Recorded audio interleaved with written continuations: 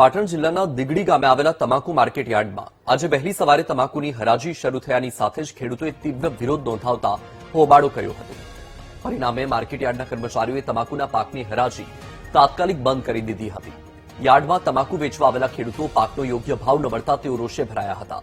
ખેડૂતોએ સ્પષ્ટ જણાવ્યું હતું કે જ્યાં સુધી યોગ્ય અને વ્યાજબી ભાવ ન મળે ત્યાં સુધી અમે તમાકુ વેપારીઓને વેચીશું નહીં।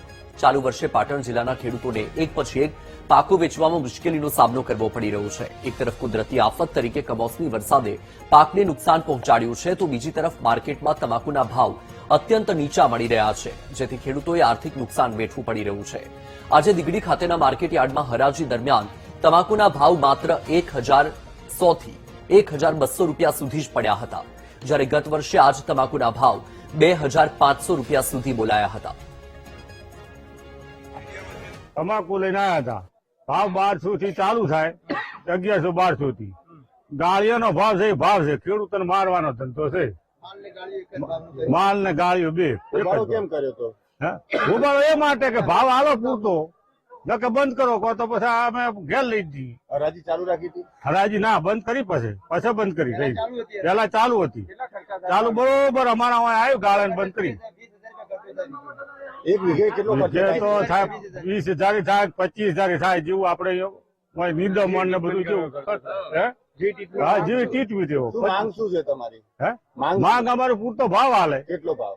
ભાવ અમારો હાવ ઓછો તો 2,000 ઉપર તો હોવો જ જોઈએ। તમે કેમ વિરોધ કર્યો? અમે પાયકણ આયા તો બધા તમાકુ લઈને આવ્યા હતા, તો ભાવ જયારે શરૂઆત 1100 થી અમને ચાલુ કર્યું, બરોબર। 2 દિવસ પહેલા ભાવ 15 દિવસે વધારે સારા હતા, બરોબર। આજે આ ડાયરેક્ટ 1100 ચાલુ કર્યું, ખેડૂતો ડાયરેક્ટ જ એમને ભાવ પૂરતા નહીં મળ્યા, બરોબર। એટલે ખેડૂતોએ ઉબાળો કર્યો, બરોબર।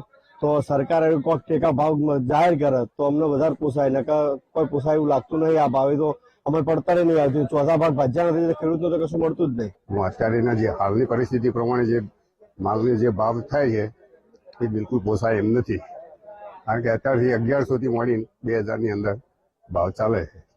હકીકતમાં તો 2500 સુધીનો ભાવ મળે તો જ ખેડૂતોને પાલવી છે। એક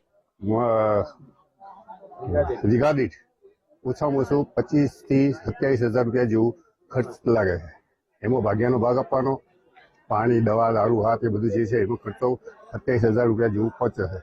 ખરેખર સરકારની આ નીતિ એકદમ બેકાર છે। એમાં 2500 સુધીનો ભાવ, 2,000 થી 2500 સુધીનો ભાવ આપે તો જ ખેડૂતોને પોસાય।